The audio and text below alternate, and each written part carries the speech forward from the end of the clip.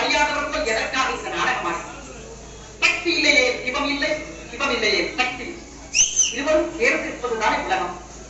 இனம் தடை சிவசக்தி சமயங்களாய் ஆட்சி